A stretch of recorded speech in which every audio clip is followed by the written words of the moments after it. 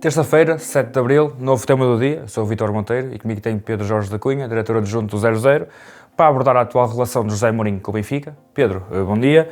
Bom dia, Sabemos que o Benfica empatou frente ao Casa Pia na passada segunda-feira e que o próprio Special One acabou por arredar na conferência de imprensa o Benfica da luta pelo título, disse que não era possível chegar à luta pelo título e começo por perguntar qual o grau de responsabilidade de José Mourinho neste insucesso do Benfica. Olha, Vítor, o José Mourinho sempre foi um construtor de narrativas. Sempre teve essa habilidade de ser o fio, o argumento que mais lhe convém, porque é um homem inteligente, diria mesmo que é um homem, além de inteligente, com esperteza competitiva, sempre foi muito hábil nas salas de imprensa. Diria mesmo que nesta altura é mais interessante ver as conferências de imprensa de José Mourinho do que ver o Benfica a jogar. O José Mourinho sempre teve, de facto, uma capacidade extra de lidar com os mídia, e acredito que aquilo que vemos publicamente é aquilo que acontece também no balneário. Quer isto dizer o quê? O José Mourinho, que eu conheci em 2002, quando acompanhava muito de perto o Futebol Clube Porto, e que foi uma personagem que me cativou de imediato, por ser diferente de tudo aquilo que eu tinha visto até à altura, provavelmente entraria neste balneário do Benfica e conseguiria fazer aquilo que pretendo ou que pretendia. E a verdade é que o José Mourinho, em 6 meses, ele entrou em setembro, portanto já estamos a entrar no 7º mês, não tem sido capaz de levar este balneário para o lado que ele pretendia. É verdade que o Benfica teve alguns bons momentos esta temporada, mas não tem sido uma equipa coerente, não tem sido uma equipa com uma identidade forte, não tem sido uma equipa constantemente competitiva. E quando nós chegamos a esta conclusão, o principal responsável é naturalmente o treinador principal. Não sendo o único responsável, tem de ser o principal responsável. E eu não identifico um grande crescimento futebolístico do Benfica de setembro até hoje. Não te consigo dizer qual a proposta principal de jogo de José Mourinho para este Benfica. Já vi este Benfica com várias caras, com várias posturas dentro de campo, com vários ensaios estratégicos, e a verdade é que o Benfica mais convincente foi aquele que surgiu ali em janeiro, fevereiro, curiosamente depois de cair da Taça de Portugal e da Taça da Liga. Teve ali alguns jogos de facto muito interessantes. Em Vila do Conde, por exemplo, assisti muito de perto esse jogo e acho que o Benfica fez uma exibição extraordinária em Vila do Conde. Depois contra o Real Madrid em casa, no primeiro dos 3 jogos, aquele jogo inesquecível, decidido pelo Trubin. O Benfica também estava de facto a respirar saúde, mas tem sido uma equipa com muitos altos e baixos, uma equipa que tem falhado de forma consecutiva alguns dos seus objetivos e que nesta altura da temporada, tal como o José Mourinho afirmou no final do jogo, parece completamente fora da luta pelo título.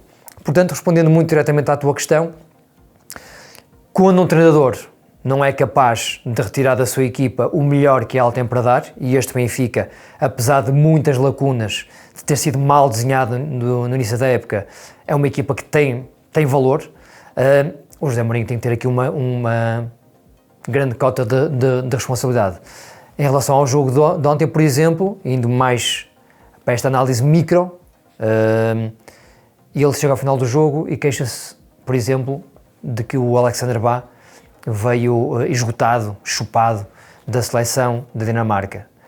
A verdade é que no banco estava o Daniel Bandjaki, o Dedic não podia jogar, o Daniel Bandjaki, que é um dos meninos que se sagrou recentemente campeão do mundo de sub-17, renovou o contrato com o Benfica, sempre que foi chamado a jogar neste período já com o José Mourinho, deu uma resposta muito interessante, e ontem Bá jogou porque José Mourinho assim o quis, assim o entendeu. Portanto, há aqui alguma incoerência nas opções de José Mourinho que me levam a pensar que ele tem uma grande responsabilidade neste insucesso evidente do Benfica. A época está a ser um fracasso. Com José Mourinho, o Benfica caiu da Taça de Portugal nos quartos de final, no Dragão. Meias finais de Taça da Liga. A Liga dos Campeões caiu contra o Real Madrid. Deu uma resposta interessante, sem dúvida, mas também não foi mais longe com José Mourinho.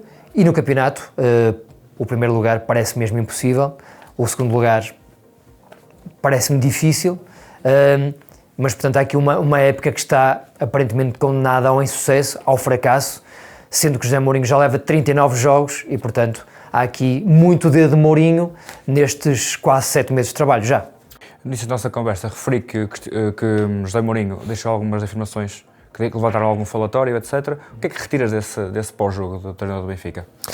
Olha, Vítor, eu comecei por dar este exemplo do Bá e do Banjaki, porque me parece que é muito evidente, ou seja, não compreendo. Repito que José Mourinho é dos treinadores mais interessantes que eu vi na minha vida, na minha carreira de 25 anos. Já apanhei muita gente na sala de imprensa e poucos têm a capacidade de José Mourinho para serem atraentes, para tecerem aqui uma teia comunicacional, mas depois há momentos em que eu identifico-me, parece-me que nos momentos maus José Mourinho afasta-se sempre da solução e coloca-se sempre do lado do acusador. E a partir daí, obviamente, eu enquanto analista sou obrigado a dizer que me parece uma abordagem errada. Deito já o exemplo do Bá e do Banjaki e depois o José Mourinho diz que lhe apetece não colocar em campo alguns jogadores, mas que provavelmente vai colocá-los em campo porque são ativos do clube.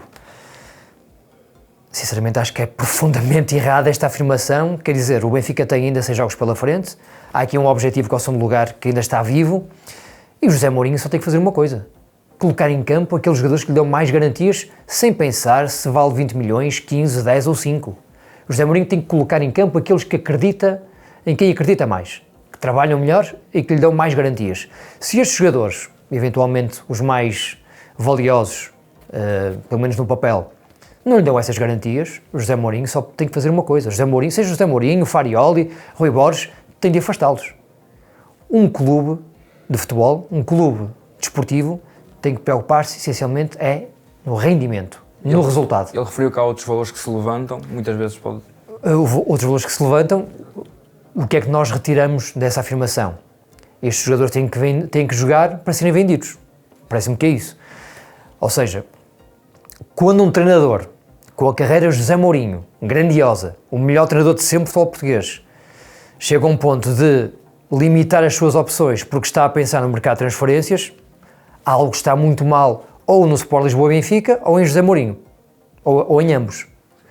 Portanto, há aqui de facto uma opção, diria, constrangedora para um treinador que é absolutamente marcante na história do futebol português. Mas obviamente que há mais. A conferência de imprensa do José Mourinho, do ponto de vista do jornalista, foi interessantíssima, novamente. Agora, do ponto de vista do mundo benfiquista, parece-me que aqui há alguns tiros nos pés. Já falamos do exemplo do Bá, já falamos do exemplo dos jogadores, dos ativos, que provavelmente terão de jogar por serem valiosos no papel, no saldo bancário.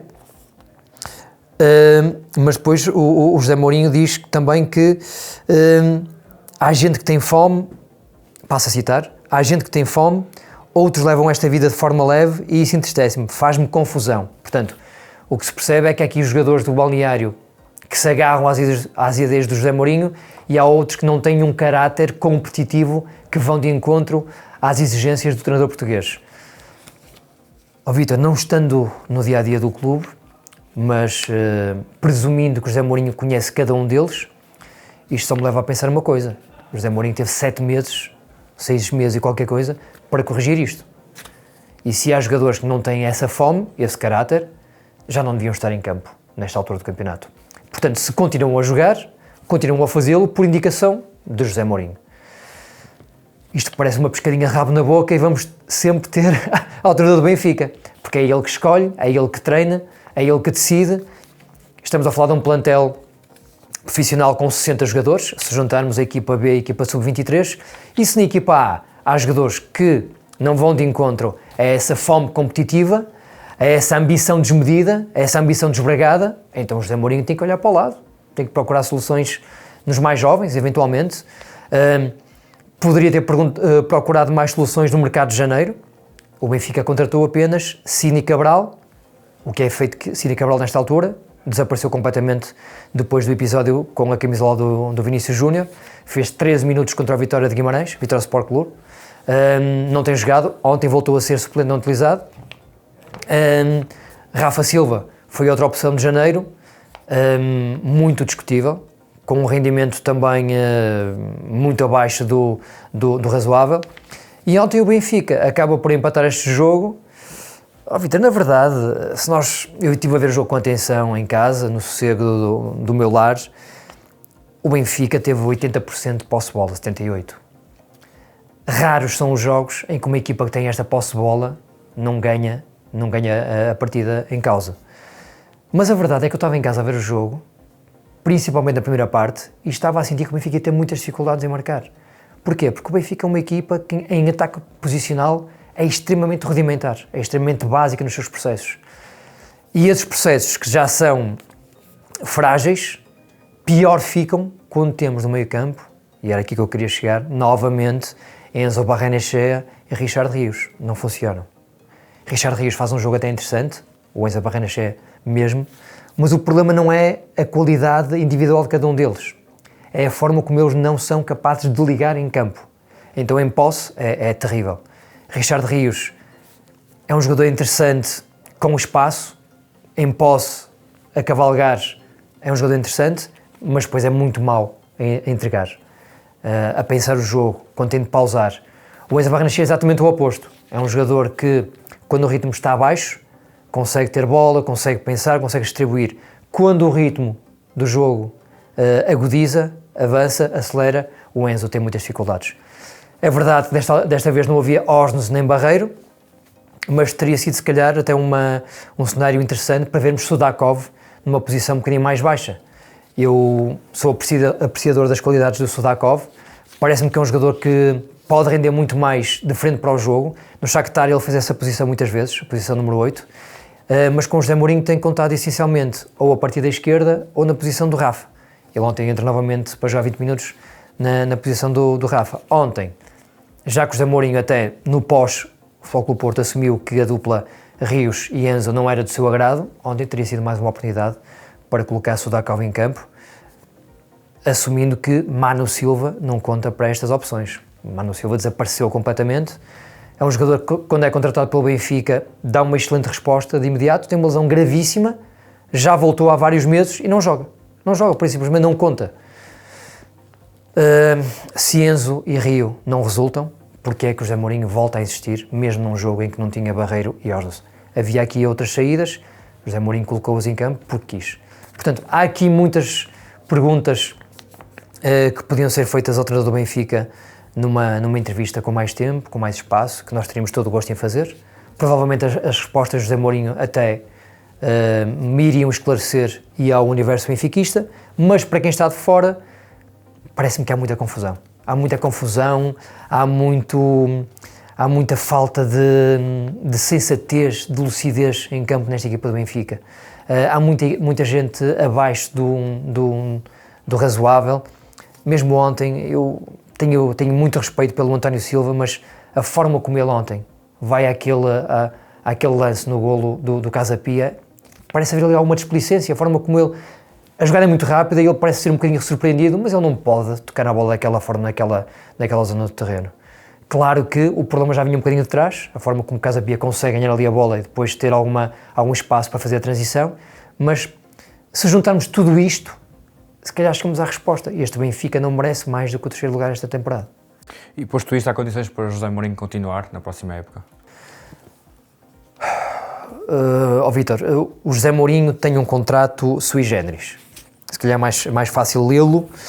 O contrato do José Mourinho vai até junho de 2027, mas tem aqui uma linha muito específica, especial e até criativa. Eu sei que ela foi criada porque havia eleições do Benfica em outubro e, portanto, foi uma forma das duas partes se precaverem, tudo bem, mas a verdade é que, não estando a correr a época desportiva à afeição dos interesses do Benfica e do próprio José Mourinho, esta linha volta a ganhar aqui alguma vida. E no comunicado enviado à CMVM podemos ler o seguinte: mais se informa que 10 dias após o último jogo da época desportiva 25-26, nas mesmas condições, tanto o Benfica SAD como o treinador poderão optar por não dar continuidade ao contrato para a época desportiva 26-27.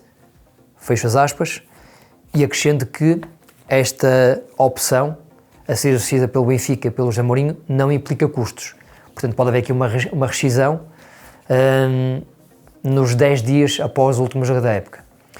O José Mourinho ontem foi muito claro a dizer que pretende continuar no Benfica, mas nesta altura nós temos que ponderar alguns cenários.